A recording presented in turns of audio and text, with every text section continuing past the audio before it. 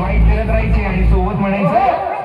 झट पट पटापट लक्ष्मीची गडके अंदर प्रसन्न होते अंदर आएगी गडके पटापट झट पट पटापट लक्ष्मीची गडके अंदर प्रसन्न होते अंदर आएगी गडके पटापट.